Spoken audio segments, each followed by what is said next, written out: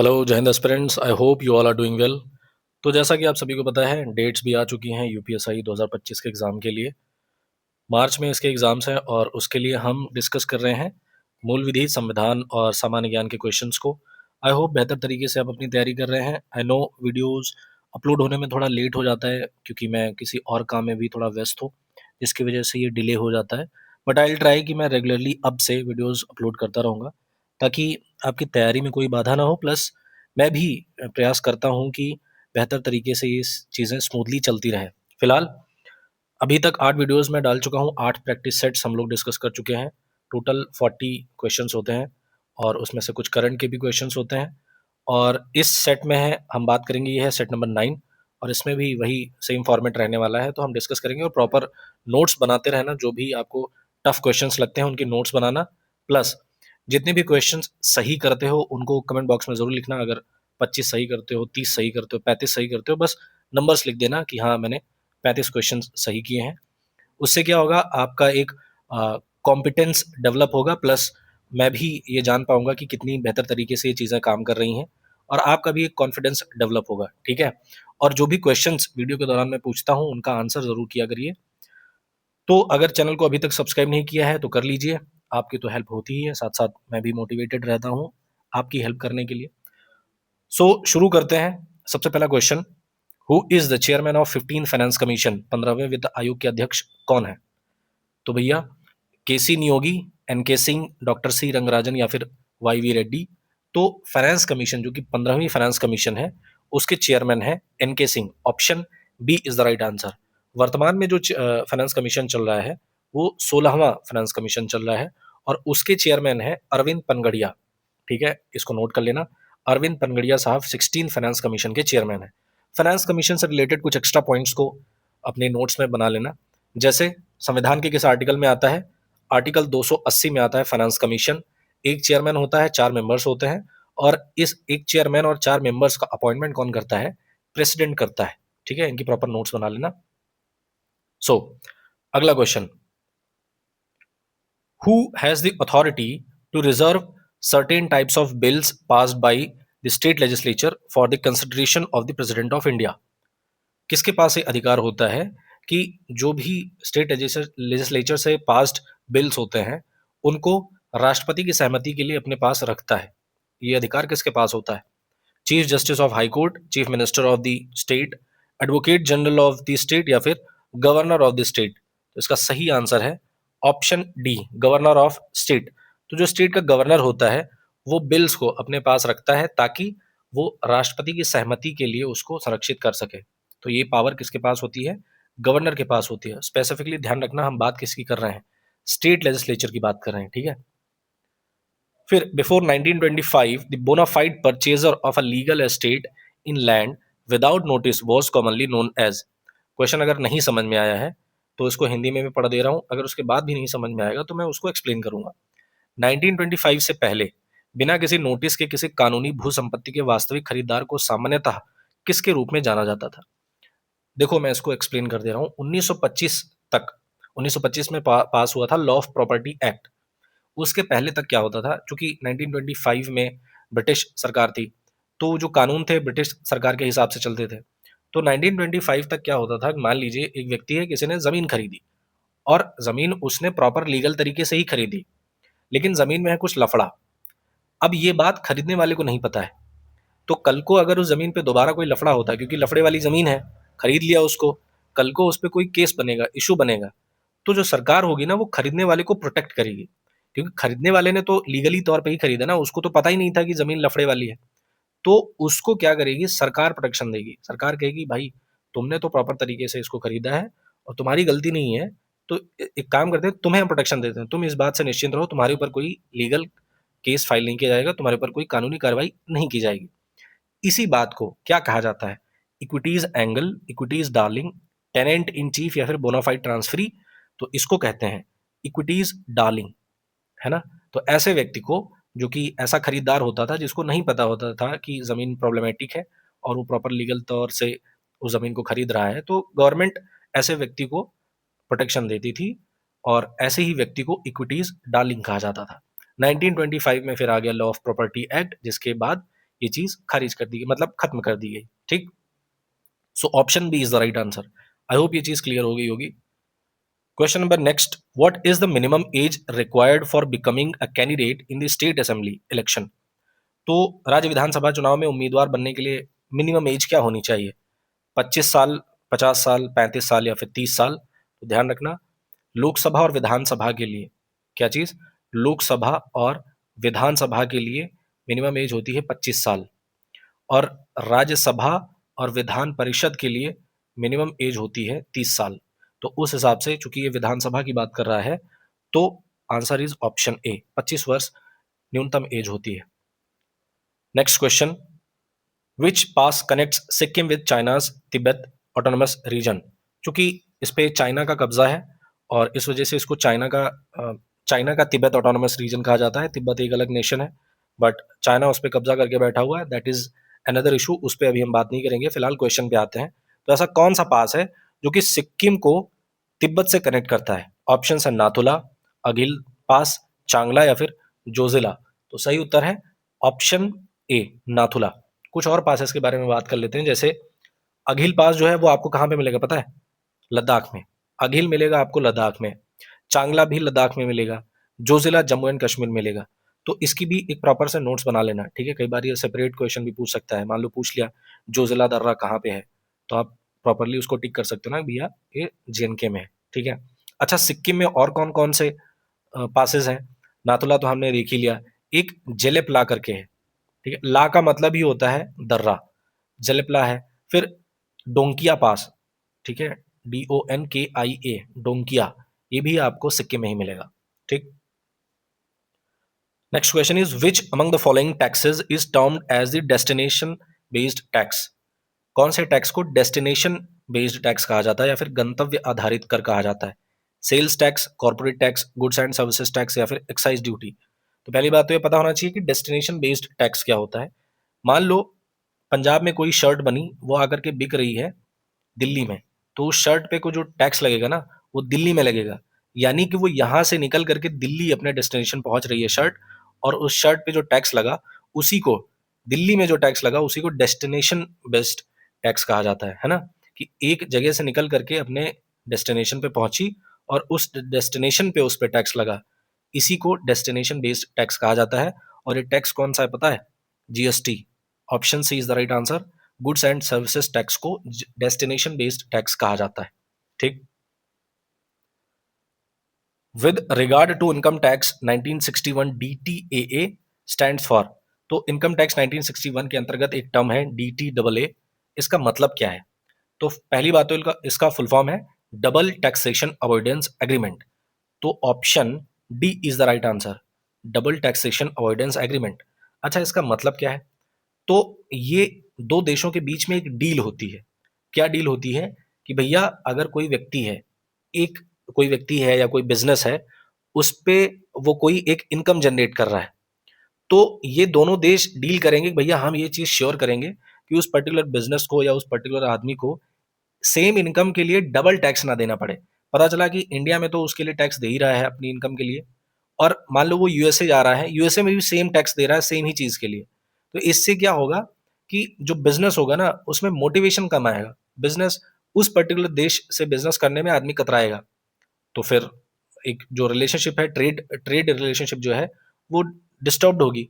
तो देश क्या करते हैं, दो देश आपस में इस चीज को डील कर लेते हैं कि भैया हम इस चीज को फॉलो करेंगे, double taxation avoidance agreement sign कर लेते हैं कि जो आदमी है या बिजनेस है उसको डबल टैक्स ना देना पड़े। इससे हेल्प क्या होगी कि जो बिजनेस होंगे वो इनकरेज होंगे, उनको एक मजबूती मिलेगी कि हाँ भाई वो और इंटरनेशनल ट्रेड करने में आगे बढ़ेंगे। तो इसी को DTAA कहा जाता है। विच among the following terms is not mentioned in the preamble of the original Indian Constitution enacted in 26 November 1949? तो आपको पता है दो डेट्स हैं ध्यान में रखने वाली। 26 नवंबर 1949 को हमारा संविधान जो है वो हम लोगों ने अपने आप को दिया था, लेकिन फोर्स में कब आया था? 26 जनवरी 1950 को। तो ये दो डेट्स होती हैं, कंफ्यूज मत हुआ करो, ठीक है? फिलहाल ये कह रहा है कि जब ओरिजिनल कॉन्स्टिट्यूशन जो था, जब हमने बना करके कंप्लीट कर लिया, अपने आप को सौंपा, तो उस पर्टिकुलर जो ओरिजिनल कॉन्स्टिट्यूशन था उसके प्रियम्बल में एक शब्द नहीं था, इनमें से ऐसा कौन सा शब्द है जो उस टाइम पे ओरिजिनल कॉन्स्टिट्यूशन में नहीं था? ऑप्शंस हैं democratic, liberty, Republic, secular. Hindi में कहें तो गणतंत्र, स्वतंत्रता, गणराज्य या फिर धर्मनिरपेक्ष। तो आपको पता होना चाहिए 42वां संवैधानिक संशोधन था, 42nd कॉन्स्टिट्यूशनल अमेंडमेंट एक्ट, कब आया था? 1976 में आया था। और इस संवैधानिक संशोधन अधिनियम के तहत 3 टर्म्स हैं जो कि प्रियम्बल में ऐड किए गए थे। कौन से? सोशलिस्ट, सेक्युलर और इंटीग्रिटी। तो आपको इसी से यहां पे आपको अंदाजा लग गया होगा कि option D is the right answer, यानी कि ओरिजिनल में सेक्युलर शब्द जो है वो प्रियम्बल में नहीं था। सेक्युलर शब्द कब आया? 42वें संविधान संशोधन के तहत। ठीक है, तो 3 शब्द आए थे, सोशलिस्ट, सेक्युलर और integrity. Next question, a worm is a program that over a network. तो वर्म जो होता है एक प्रोग्राम होता है, कंप्यूटर की फील्ड से क्वेश्चन है, वो प्रोपेगेट करता है, स्प्रेड होता है एक नेटवर्क पे। कैसे? It voluntarily allows access, does not propagate, it wantedly propagated या फिर प्रोपेगेटेड इटसेल्फ। तो जैसे एक कीड़ा होता है ना, मान लो एक वायरस है, तो वायरस क्या होता है, वो उसमें म्यूटेशन होती है, वो बढ़ता जाता है। ठीक, जैसे कोविड था तो अपने आप को म्यूटेट करके वो और अपने आप को बढ़ा रहा था, तो एक वायरस ही था वो, एक तरीके से वर्म ही था, समझ सकते हैं ना, उसको समझाने के लिए मैं बता रहा हूँ। तो वैसे ही कंप्यूटर में कुछ प्रोग्राम्स होते हैं जो वर्म्स होते हैं, वो कंप्यूटर नेटवर्क ना अपने आप ही फैलते रहते हैं, एक नेटवर्क से दूसरे नेटवर्क में जाएंगे और फिर फाइल्स को करप्ट करते हैं। तो फिलहाल इस वर्म के लिए जो सही सेंटेंस है, option D is the right answer, it propagates itself. ठीक है, what is the percentage of carbon present in the form of minerals like carbonates, coal and petroleum in the earth's crust? तो जो भूपर्पटी है, अर्थ की crust है, उसमें जो carbon present है वो कितना परसेंट प्रेजेंट है? ऑप्शन है 0.04%, 0.03%, 0.01% या फिर 0.02%। So right answer is option D is right answer, 0.02%। Next question की तरफ हम देखें तो कह रहा है Which of the following articles of the Indian Constitution provides protection against arrest and detention in certain cases? तो किस आर्टिकल में यह बात कही गई है? Article 22, 19, 20, 21। So protection against arrest and detention in certain cases, ये आता है आर्टिकल 22 में। Option A is the right answer. बाकी के आर्टिकल्स में क्या है आपको पता है, आर्टिकल 19 में है फ्रीडम ऑफ स्पीच, 20 में क्या है, protection in respect of conviction for offence, है ना। इसी में आता है क्या, आर्टिकल 20 के सब क्लॉज 2 में आता है क्या, डबल ज्योपार्डी। डबल ज्योपार्डी क्या होता है कि एक ही अपराध के लिए आदमी को 2 बार सजा नहीं सुनाई जा सकती। ठीक है, इसी को डबल ज्योपार्डी कहते हैं। फिर आर्टिकल 21 में आपको पता ही है, लाइफ एंड पर्सनल लिबर्टी, इसी में आता है। राइट टू प्राइवेसी, इसी में ही आता है। फिर 21A में आता है, आपको राइट टू एजुकेशन पता होना चाहिए। आर्टिकल 22 में ही आता है protection against arrest and detention in certain cases. ठीक है, what is the point where energy is released during an earthquake known as. मान लो ये धरती है और ये पॉइंट है, यहाँ पे क्या हुआ, प्लेट टेक्टोनिक्स की वजह से भूकंप आया और यहाँ से एनर्जी रिलीज हुई, फिर वो अर्थ सरफेस तक पहुंचती है। तो भैया जहां पे एनर्जी रिलीज होती है उसको क्या कहते हैं? ऑप्शंस में अगर देखें, एपीसेंटर, ग्रेविटी सेंटर, हाइपोसेंटर या फिर टेक्टोनिक सेंटर। तो कई बार इसमें लोग कंफ्यूज हो सकते हैं कि भैया टेक्टोनिक प्लेट्स की वजह से होता है, तो काम करते हैं फटाक से मार देते हैं टेक्टोनिक सेंटर, बट वो गलत हो जाएगा। तो जहां पे भूकंप की एनर्जी रिलीज होती है, जहां से जो सोर्स ऑफ एनर्जी होती है, उसको कहते हैं hypocentre. Option C is the right answer. तो यहां पे हो जाएगा ये हाइपोसेंटर। और अर्थ सरफेस पे, जो कि हाइपोसेंटर से नियरेस्ट पॉइंट होता है अर्थ सरफेस पे, जहां पे एनर्जी पहुंचती है, उसको क्या कहते हैं? उसको एपी सेंटर कहा जाता है। ठीक है, in the British revenue records of Indian territory, mahal is a revenue state which may be. तो ब्रिटिश रेवेन्यू रिकॉर्ड्स में एक चीज था महल, है ना। तो वो क्या था? भारतीय क्षेत्र के ब्रिटिश राजस्व रिकॉर्ड में महल का एक राजस्व भूमि संपत्ति है, जो क्या हो सकती है? तो महल किसको कहते थे? बेसिकली ये है, ए विलेज और a group of village, a single village only, a large area of a province या फिर लैंड ऑफ वेल्दी इंडिविजुअल्स। तो इसका सही आंसर हो जाएगा ऑप्शन ए, एक गांव या एक गांव के समूह को महल कहा जाता था, और इसी महल से ही आया था महलवाड़ी सिस्टम। तो कई बार क्वेश्चन में ये भी पूछता है कि महलवाड़ी सिस्टम पहली बात तो भारत में कब आया था? तो ध्यान रखना 1822 में आया था। और अगर उसके बाद भी एक नया क्वेश्चन बना दे कि किसने रिकमेंड किया था मालवाड़ी सिस्टम को, तो हॉल्ट मैकेंजी। ठीक है, ये कई बार क्वेश्चन में पूछा जा चुका है, तो उसको नोट्स बना लेना। Who is the first chairperson of the national human rights commission? तो जो एनएचआरसी होता है यानी कि नेशनल ह्यूमन राइट्स कमीशन, इसके पहले चेयरपर्सन कौन थे? Justice JS Verma, justice Ranganath Mishra, justice KG Balakrishnan या फिर जस्टिस एएस आनंद? तो ध्यान रखना, option B is the right answer. Justice Ranganath Mishra जो है इसके पहले चेयरपर्सन थे। एनएचआरसी की स्थापना कब हुई थी, ये भी इंपॉर्टेंट है, 12 अक्टूबर 1993। और वर्तमान में एनएचआरसी के चेयरपर्सन कौन है? तो justice V Ram Subramanian, V Ram Subramanian. A bill introduced by any member of parliament other than a minister is known as।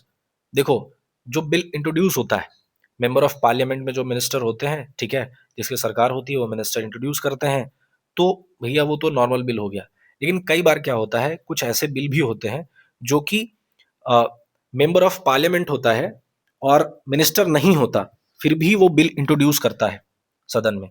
तो ऐसे बिल को क्या कहते हैं?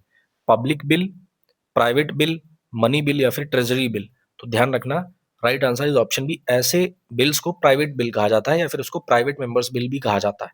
अभी हाल ही में एक प्राइवेट मेंबर्स बिल भी इंट्रोड्यूस किया गया, किसको? जॉब के टाइमिंग को लेकर के।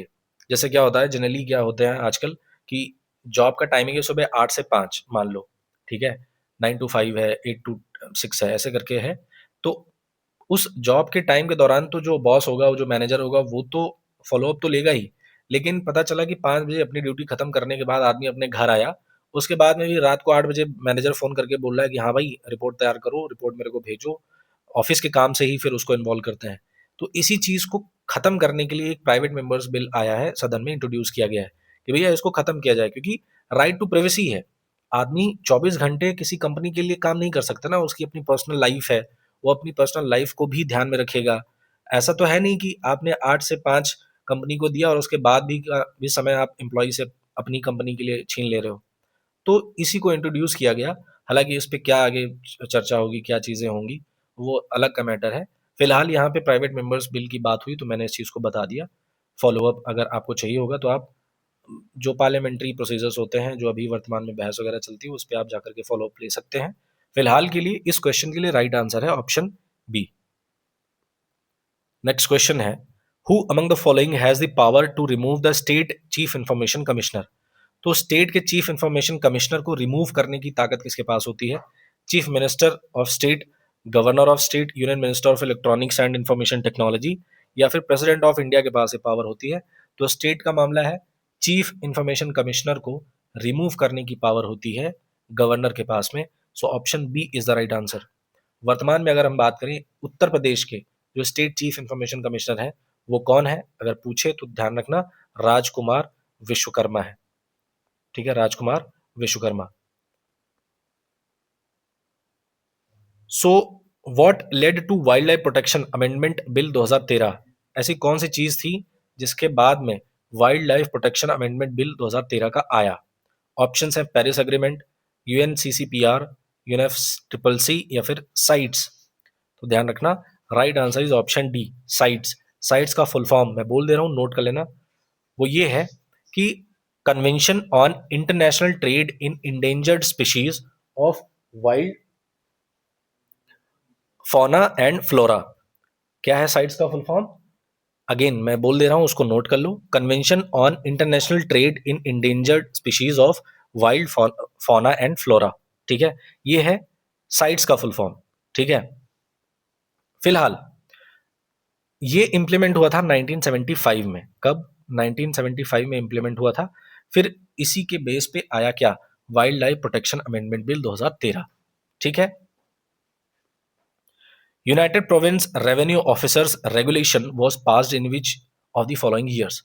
कब के साल में ये जो एक्ट है वो पास हुआ था? तो ऑप्शन है 1825, 1810, 1803 या फिर 1800। Right answer is option C, 1803 में United Provinces revenue officers regulation pass किया गया था। आगे बढ़ते हैं।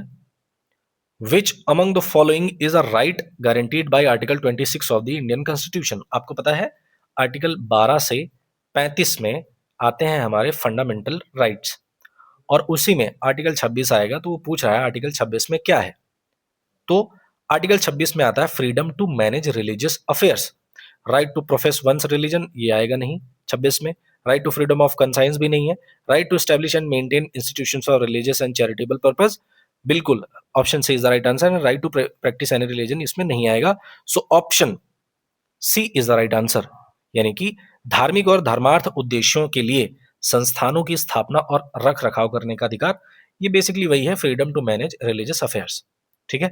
अच्छा, अगर उसमें भी पूछे कि फ्रीडम ऑफ रिलीजन किस में आता है, तो आर्टिकल 25 से आर्टिकल 28 में आता है freedom of religion. Okay. Mycoherbicide, ठीक, mycoherbicide is a herbicide derived from, तो ये हर्बिसाइड है, कहां से इसको निकाला जाता है?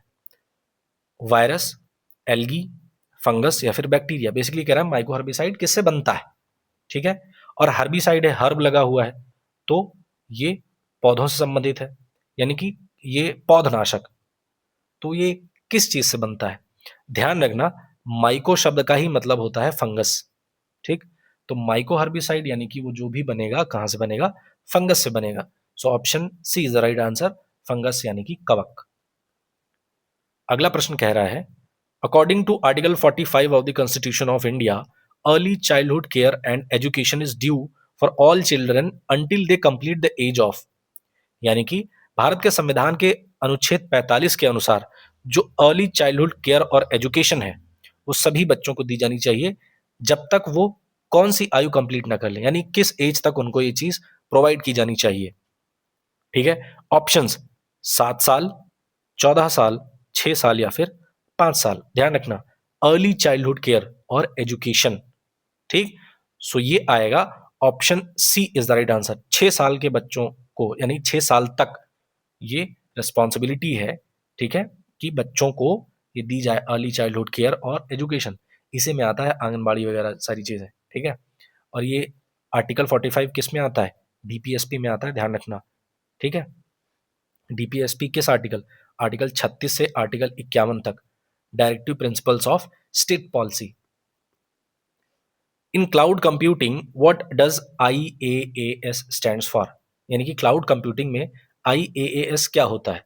Internet as a service, infrastructure as a service, internet as server या फिर इंफ्रास्ट्रक्चर एज सर्वर। तो इसका राइट आंसर हो जाएगा option B, infrastructure as a service. ये है क्या, मैं बता दे रहा हूं। मान लो आप कोई वेबसाइट बनाते हो और आपके लिए सर्वर, आप वेबसाइट को मेंटेन रखने के लिए सर्वर की आवश्यकता होगी, और सर्वर महंगे होते हैं, उसमें ज़्यादा इन्वेस्टमेंट लगता है। वेबसाइट उसके कंपैरिजन में सस्ते में बन जाती है। तो आपने वेबसाइट बनाई, अब उसके लिए सर्वर चाहिए, सर्वर के लिए पैसे तो है नहीं, तो आप क्या करोगे? किराए पे सर्वर ले लोगे। ठीक है। मान लो मैं सर्वर मेंटेन करके रखता हूँ, मेरे पास बड़ा सर्वर है, ठीक है, तो आप मेरे पास आओगे और बोलोगे कि भैया मैंने अपनी वेबसाइट बनाई है और मुझे अपनी वेबसाइट को चलाने के लिए सर्वर की आवश्यकता पड़ेगी, तो एक काम करते हैं, आप मुझे इस पर्टिकुलर यूज़ के लिए आप सर्वर मुझे प्रोवाइड करवा दीजिए। तो मैं क्या करूँगा? आपको प्रोवाइड करवा दूंगा, उसके बदले में जो भी चार्ज होगा वो that is another matter. But आपने क्या किया कि सर्वर को, यानी कि एक इंफ्रास्ट्रक्चर है, आपने इंफ्रास्ट्रक्चर को एज अ सर्विस के तौर पे इस्तेमाल किया। ठीक है।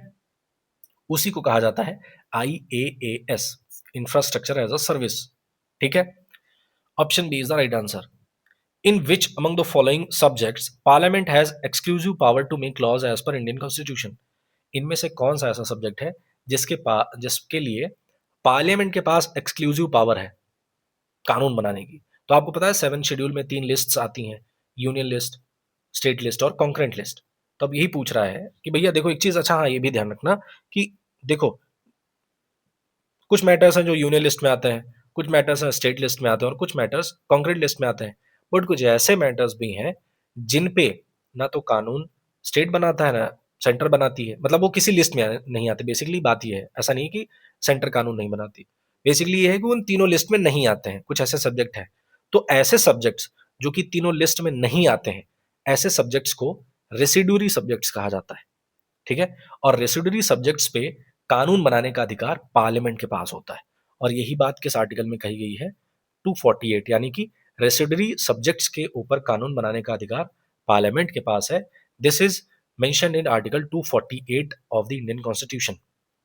ठीक है, तो अब क्वेश्चन पे अगर हम आए तो ऐसा कौन सा सब्जेक्ट है जो कि रेसिडरी सब्जेक्ट में आता है? एजुकेशन नहीं, एजुकेशन कॉन्करेंट लिस्ट में आता है।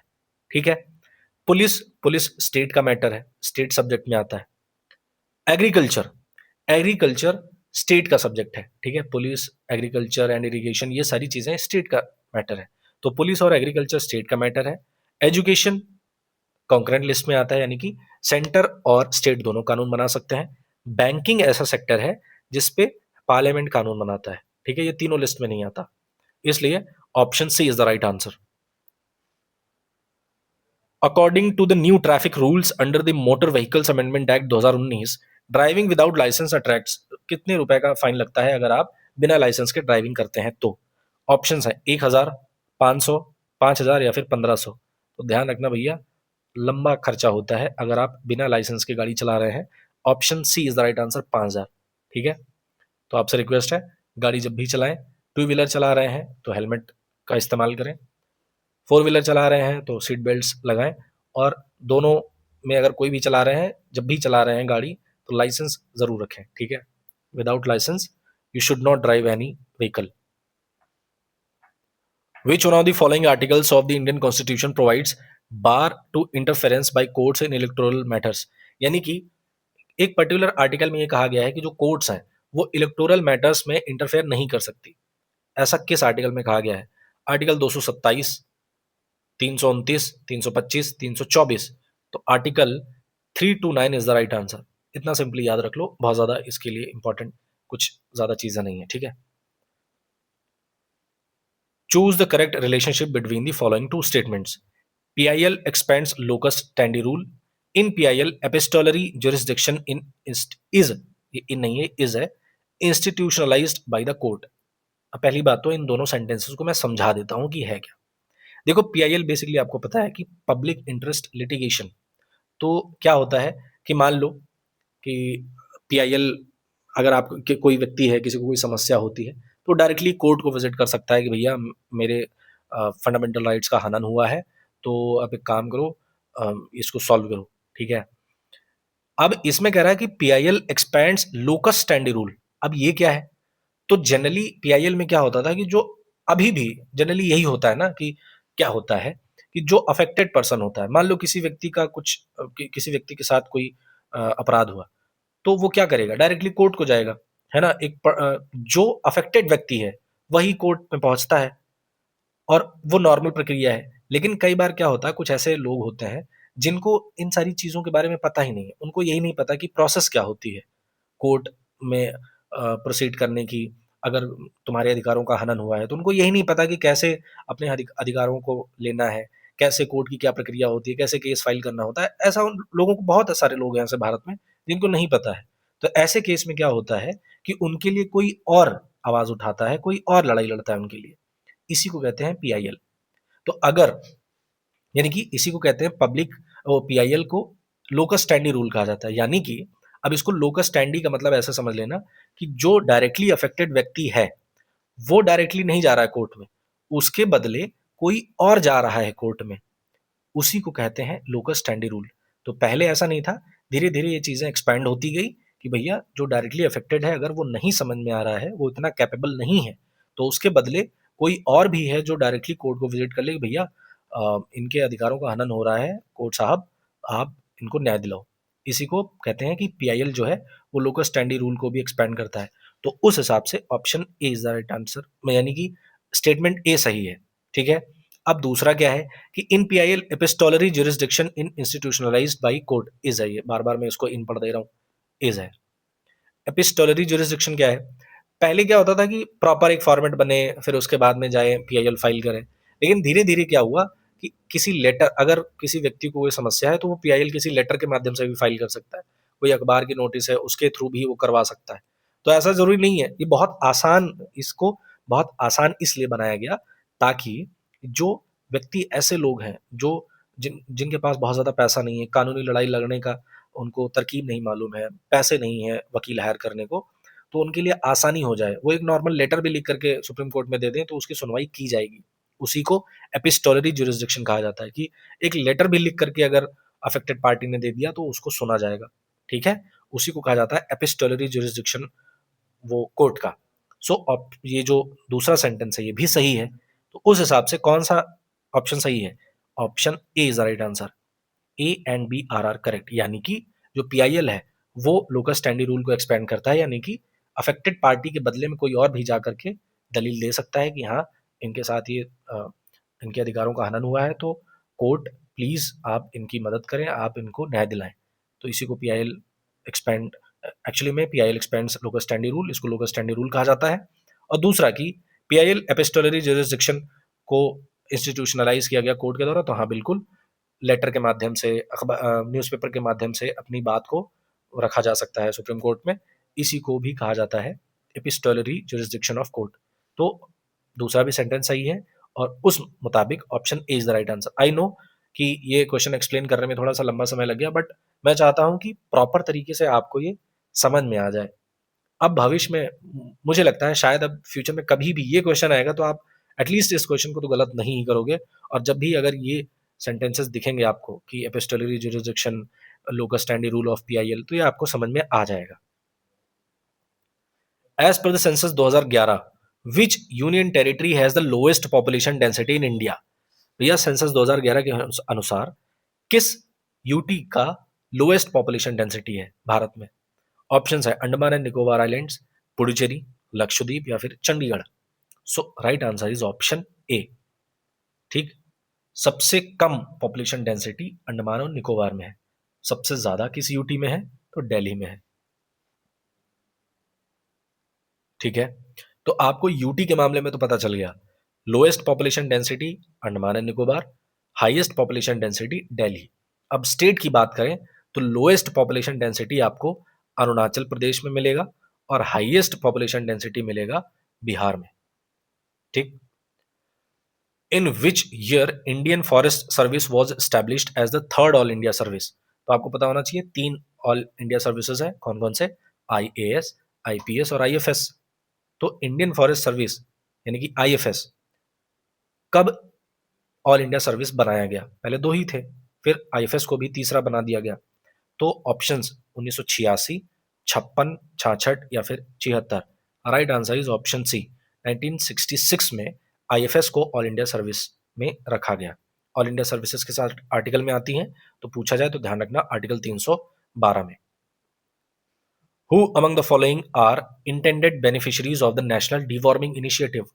यानी कि जो नेशनल डिवॉर्मिंग इनिशिएटिव है, राष्ट्रीय कृमि रहित पहल, इसके बेनिफिशरीज कौन कौन से हैं?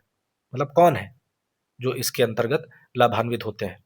Options, adults between 30 to 45 years, children between 1 to 19 years, senior citizens between 60 to 75 years या फिर एडल्ट्स बिटवीन 25 to 30 years।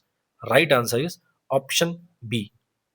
अब अगर इस नेशनल डिवॉर्मिंग इनिशिएटिव की बात करें तो इसको 10 फरवरी 2018 को शुरू किया गया था। ठीक है, अगर कुछ भी नहीं याद करते हैं तो इतना याद कर लीजिएगा, 2018 में नेशनल डिवॉर्मिंग इनिशिएटिव शुरू किया गया था। और बेनिफिशियरीज कौन कौन से हैं? तो 1 साल से 19 साल के बच्चों के लिए ये इनिशिएटिव शुरू किया गया था। वेयर वॉज द परमहंस मंडली फाउंडेड इन 1849? तो पहली बात तो क्लियर कर लो, परमहंस मंडली कब शुरू की गई थी? 1849 में। कहाँ शुरू की गई? अवध, लखनऊ, बंगाल या फिर बॉम्बे? तो सही उत्तर है ऑप्शन डी, बॉम्बे में शुरू की गई थी। जो पांडुरंग साहब हैं, ठीक है, दादोबा पांडुरंग, उनके द्वारा इसको शुरू किया गया था। The Supreme Court considers itself not absolutely bound by its own decisions in the area of interpretation of the Constitution as per its decision in the case of। अगर ये क्वेश्चन नहीं समझ में आया तो बहुत सिंपल करके मैं आपको समझा दे रहा हूँ। सुप्रीम कोर्ट जनरली क्या करती है, अपने स्टेट कुछ ना कुछ जजमेंट देती है, जाहिर सी बात है, अगर कोई केस आया तो उस पर एक जजमेंट देगी सुप्रीम कोर्ट। तो मान लो 2024 में कोई स्टेटमेंट दिया, मतलब कोई जजमेंट दिया सुप्रीम कोर्ट ने, अब समय है 2025 का, ठीक है, अब कोई केस आया, तो अगर उसमें कहीं 2024 वाले केस रिलेटेड कोई बात आई, उससे जजमेंट से रिलेटेड कोई बात आया, तो सुप्रीम कोर्ट बाउंड नहीं है अपने उस डिसीजन को लेकर के। वो उसमें जो डिसीजन लिया गया था उसको चेंज भी कर सकता है सुप्रीम कोर्ट। ठीक है, ये चीज ध्यान रखना कि जो डिसीजन 2024 लिया गया, जो 24 में लिया गया था, उसके बेस पे इसमें जो इम्प्लीमेंटेशन होगा, इसमें जो इंटरप्रिटेशन किया जाएगा, जरूरी नहीं कि जो 2024 में सेम चीज को लेकर के इंटरप्रेट किया गया था वही 2025 में भी करे। डिसीजन 2024 वाला तो नहीं बदलेगा, लेकिन मैटर को समझने का तरीका अगर बदलने की जरूरत है तो सुप्रीम कोर्ट उसको बदलने के लिए तैयार रहेगा। इसको बहुत सिंपल, इसको एकदम इजी करके मैं समझाऊं। मान लो, इसको मैं हाइपोथेटिकली बता रहा हूँ, इसको ऐसे समझो कि मान लो 1985 का समय है और लिव इन रिलेशनशिप जो है वो 1985 में ऐसा होता और उसमें सोसाइटी वगैरह का ये कल्चर तो बहुत बहुत दिक्कत होती। अभी रिसेंट में क्या हुआ, इलाहाबाद हाई कोर्ट ने कहा भैया लिव इन रिलेशनशिप में रहना कोई अपराध नहीं है। ठीक है, कोर्ट ने ये कह दिया कि लिव इन रिलेशनशिप कोई अपराध नहीं है। क्यों? क्योंकि भारत के किसी भी कानून में ये नहीं कहा गया है कि दो एडल्ट्स अपनी कंसेंट से, सहमति के साथ एक साथ नहीं रह सकते। जब किसी कानून में ही इस चीज का निषेध नहीं किया गया तो हम कौन होते हैं दो एडल्ट्स को एक साथ रहने से रोकने वाले? तो ये हाई कोर्ट ने कहा, इलाहाबाद हाई कोर्ट ने, और कहा कि ये इलीगल नहीं है। अगर दो एडल्ट्स हैं अपनी सहमति से रह रहे हैं तो कोई दिक्कत नहीं है। ठीक है, अब यही बात अगर आज के 20 साल पहले होती तो उस पर बहुत बवाल छिड़ता कि ये तो सोसाइटी खराब कर देगा, ये कर देगा, वो कर देगा। हो सकता है अगर उस समय पे कोर्ट, यहाँ पे हाला कोर्ट, हमने हाई कोर्ट का एग्जाम्पल लिया, इसी को सुप्रीम कोर्ट का ऐसा समझ लो एग्जाम्पल, हाइपोथेटिकली मैं समझा रहा हूँ। मान लो सुप्रीम कोर्ट कहता आज के 20 साल पहले कि ये ठीक नहीं है और हम इस चीज को अलाउ नहीं करते, लेकिन अब 2025 में बहुत प्रोग्रेसिव सोसाइटी हो गई है, तो अब 2025 में अगर कोई जजमेंट दिया जाएगा इस पर्टिकुलर चीज को लेकर के, तो वो उस समय के इंटरप्रिटेशन को लेकर के नहीं दिया जाएगा। उस समय कुछ और चीजें थी, आज के समय पे वो अपने हिसाब से इंटरप्रेट करके सुप्रीम कोर्ट उसका जजमेंट देगी। तो अपने 20 साल पहले वाले जजमेंट से वो बाउंड नहीं है कि जो 20 साल पहले कहा था अब भी वही कहेगा। ठीक है, तो यही सेम बात किस केस में कहा गया कि भैया हम अपने प्रीवियस जजमेंट से बाउंड नहीं है। Bhim Singh versus union of India, state of UP versus Sanjay Kumar, state of Bihar versus Bal Mukund Shah, या फिर Bengal immunity company versus state of Bihar. तो सही उत्तर है ऑप्शन डी। इसी केस में ये कहा गया था। ठीक है, चलो। Whoever causes annoyance through obscene act in any public place shall be punished with, as per BNS। तो अगर कोई व्यक्ति पब्लिक प्लेस में, ठीक है, अश्लील कृत्य करता है और उसकी वजह से कष्ट का कारण बनता है, तो उसको बीएनएस की किस धारा के अंतर्गत पनिश किया जाएगा और कितना किया जाएगा? ठीक है, समझ गए? imprisonment up to 6 months, imprisonment up to 1 year and fine, both imprisonment up to 3 months and fine। क्या होगा सही? तो देखना, भारतीय न्याय संहिता की धारा 296 के अंतर्गत ये कहा गया है कि अगर कोई व्यक्ति पब्लिक प्लेस में ऑब्सीन यानी कि अश्लील कृत्य के कारण पब्लिक न्यूसेंस क्रिएट करता है तो उसको भारतीय न्याय संहिता 2096 की धारा के अंतर्गत 3 महीने की सजा और 1,000 रुपए का फाइन दोनों से दंडित किया जाएगा। इस वजह से option C is the right answer, यानी कि both imprisonment up to 3 months एंड फाइन। Who led the Veer Shaiva tradition और the Lingayat movement in the Karnataka during the 12th century? 12वीं शताब्दी में किसने वीर शैव ट्रेडिशन या फिर लिंगायत मूवमेंट शुरू किया था? किसने लीड किया था? ऑप्शन है बासवण्णा, सुंदर या फिर सुंदरा, संबधरा या फिर चिन्नम्मा। तो सही उत्तर है ऑप्शन ए, बासवण्णा। ठीक है, अब अगर इसके बारे में बात करें तो ये जो वीर शैव ट्रेडिशन है इसको लिंगायत मूवमेंट भी कहा जाता है। कर्नाटक में इसकी शुरुआत की गई थी, 12वीं शताब्दी में बासवण्णा ने शुरू किया था। ये सारी चीजें यहाँ पे मेंशन है। कुछ एक्स्ट्रा पॉइंट्स अगर नोट करना चाहो तो नोट कर लो। बासवण्णा जो थे वो कलचुरी जो डिनेस्टी है उसमें एक राजा थे किंग बिज्जल, बिज्जल के ही दरबार में ये मंत्री थे बासवण्णा, उन्होंने ही शुरू किया था वीरशैव ट्रेडिशन को। ठीक है, तो अगर क्वेश्चन में कभी ये पूछे कि किस डिनेस्टी के दौरान ये थे तो कल्चुरी डिनेस्टी, और अगर पूछे किस राजा के मंत्री थे ये तो Bijjal, king Bijjal.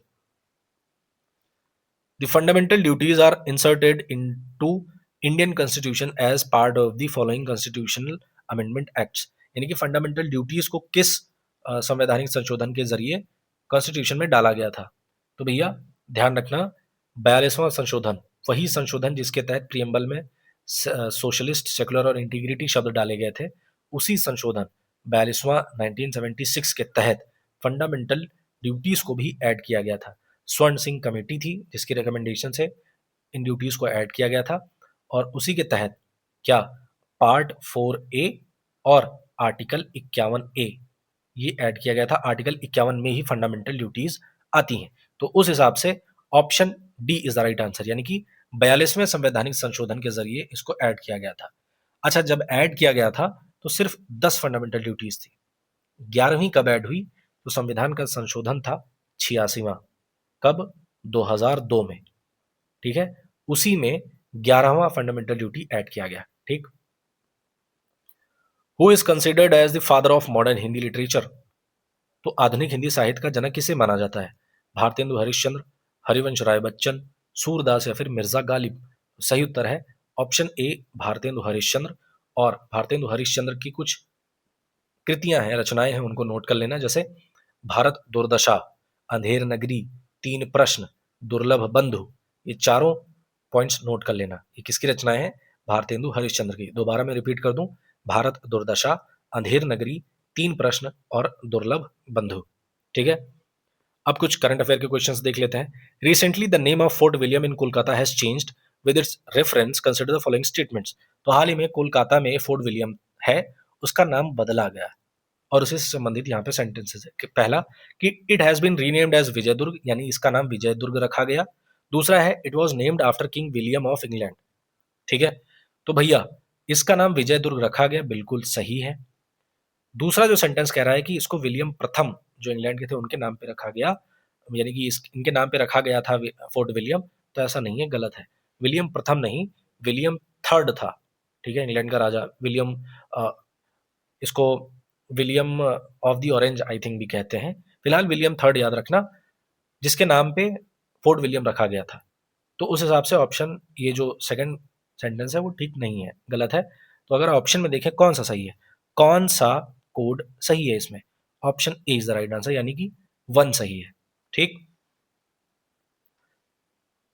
In demand of constitutional recognition and cultural protection, देखो करंट अफेयर के जो क्वेश्चन मैं डालता हूँ ना, उन क्वेश्चन से कई सारे क्वेश्चन आपके तैयार हो सकते हैं। ठीक है, जैसे इस पर्टिकुलर से भी आपके कई सारी चीजें तैयार हो सकती हैं। आगे भी एक दो क्वेश्चन ऐसे हैं, एक क्वेश्चन से आपके 3-4 क्वेश्चन तैयार हो जाएंगे। ठीक है, तो इनको अच्छे से नोट्स में लिख लेना। ठीक।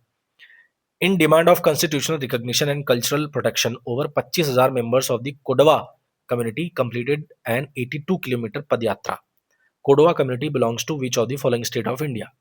तो एक कम्युनिटी है कोडवा कम्युनिटी, इसने क्या किया कि अपनी कम्युनिटी को संवैधानिक मान्यता और सांस्कृतिक संरक्षण की मांग को लेकर कोडवा समुदाय के 25,000 से अधिक सदस्यों ने 82 किलोमीटर की पदयात्रा पूरी करी। ठीक है, अब ये कह रहा है कि कोडवा समुदाय जो है वो भारत के किस राज्य में है, किस राज्य से संबंधित है? कर्नाटक, केरल, तमिलनाडु या फिर तेलंगाना? तो सही उत्तर है ऑप्शन ए, कर्नाटक। जो कोडगु रीजन है वहां पे ये कम्युनिटी पाई जाती है, कूर्ग्स भी कहते हैं इनको। ठीक है, तो ये बेसिकली ऐसी कम्युनिटी है, ये इंडोगैमस कम्युनिटी है। इंडोगैमस कम्युनिटी क्या होती है? जो एक स्पेसिफिक रीजन में ही अपने सोशल ग्रुप में ही शादियां करते हैं, प्लस ये नेचर की पूजा करते हैं और आयुधों की पूजा करते हैं। आयुध मतलब हथियार, तलवार, और अब जब बाद में गन्स का इजाद हो गया तो गन्स वगैरह की, तो ये अपने हथियारों की पूजा करते हैं, कोडगु कम्युनिटी। ठीक है, ध्यान है, कोडवा, कोडगु रीजन में कोडवा कम्युनिटी है। तो किस राज्य से संबंधित है? ऑप्शन ए, यानी कि Karnataka. Next question. Recently, India has first launched its indigenous automated biomedical waste treatment plant at AIIMS New Delhi. It has been named as. इस क्वेश्चन से आपके दो क्वेश्चन तैयार होंगे। पहले कि भैया अगर ये पूछ ले कि अभी हाल ही में automated biomedical waste treatment plant शुरू किया गया था एम्स में, अब वो पूछ ले कौन से एम्स में, एक ये क्वेश्चन हो गया। तो ध्यान रखना, न्यू दिल्ली वाले एम्स में शुरू किया गया। अब दूसरा क्वेश्चन ये है कि उसका नाम क्या रखा गया, सृजनम, जैव चिकित्सा, बायोब्यूल या फिर मेडवेस्ट? तो सही उत्तर है option A, Srijanam. Donate organs save lives campaign was recently seen in the news, it was launched by. तो डोनेट ऑर्गन्स और सेव लाइव्स कैंपेन हाल ही में न्यूज में था, किसने शुरू किया था, किसने लॉन्च किया? इंटरनेशनल क्रिकेट काउंसिल यानी ICC, ministry of health, NITI Aayog या फिर वर्ल्ड हेल्थ ऑर्गेनाइजेशन? तो सही उत्तर है ऑप्शन ए, इंटरनेशनल क्रिकेट काउंसिल। आईसीसी ने इसको शुरू किया था, डोनेट ऑर्गन्स सेव लाइव्स। अभी हाल ही में एक ओडीआई मैच था, उसके तीसरे मैच में अहमदाबाद में इसको शुरू किया गया था। अच्छा, स्पोर्ट्स को ही इसलिए चुना गया क्योंकि स्पोर्ट्स की एक बहुत बड़ी फैन फॉलोइंग है, खास करके क्रिकेट की तो बहुत ज़्यादा बड़ी फैन फॉलोइंग है, ज़्यादा से ज़्यादा लोग देखते हैं। तो ये इससे आसान रहता है अपनी बात को एक लंबी ऑडियंस, बहुत बड़ी ऑडियंस में पहुंचाना। ठीक है, तो डोनेट ऑर्गन सेव लाइव्स का जो कॉन्सेप्ट है, जो कैंपेन है, किसने शुरू किया? इंटरनेशनल क्रिकेट काउंसिल यानी कि आईसीसी ने। अब इस क्वेश्चन से आपके 4 करंट अफेयर्स तैयार होंगे। ठीक है, तो ध्यान रखना। Which of the following statements is incorrect? कौन से स्टेटमेंट गलत है? Argentina announces withdrawal from world health organisation, बिल्कुल सही। तो अगर क्वेश्चन पूछे कि कौन सा ऐसा देश है जिसने वर्ल्ड हेल्थ ऑर्गेनाइजेशन यानी कि डब्ल्यूएचओ से विड्रॉल कर लिया है, तो वो है अर्जेंटीना, पहला सही है। The USA bans transgender athletes from women sports, बिल्कुल सही। अगर क्वेश्चन पूछे कि किस देश ने विमेन स्पोर्ट्स से ट्रांसजेंडर्स को बैन कर दिया, तो वो है यूएसए। दूसरा क्वेश्चन आपका तैयार हो गया। तीसरा, Uganda has launch the first ever clinical trial for a vaccine targeting the Sudan species of Ebola virus, बिल्कुल सही। तो अगर पूछे किस देश ने ऐसा किया, युगांडा ने किया। तीसरा क्वेश्चन तैयार हो गया। चौथा, Brazil becomes first Latin American country to exit China's belt and road initiative, यह है गलत। कौन सा ऐसा देश है करने वाला? तो ब्राजील नहीं है, वो है पनामा। ठीक है, तो चौथा क्वेश्चन आपका तैयार हो गया। तो इस पर्टिकुलर इस क्वेश्चन के हिसाब से, यानी कि इसमें कौन सा सेंटेंस गलत है, उस हिसाब से तो option D is the right answer.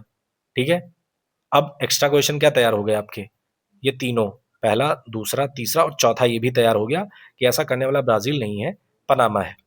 ठीक, तो ये थे क्वेश्चंस पार्ट 9, प्रैक्टिस सेट था। आई होप आपको क्लियर हुआ होगा हर एक चीज। जो भी आपके सुझाव हो, सलाह हो, कमेंट बॉक्स में जरूर लिखना। अपने मार्क्स को, मार्क्स यानी कि जितने क्वेश्चंस सही किए हैं आपने, सही क्वेश्चंस कितने किए हैं वो जरूर कमेंट बॉक्स में लिखना। वीडियो अगर पसंद आया है तो लाइक करना, चैनल को सब्सक्राइब करें, अपने दोस्तों के साथ शेयर करें। मिलते हैं नेक्स्ट वीडियो में। टिल देन टेक केयर, जय हिंद।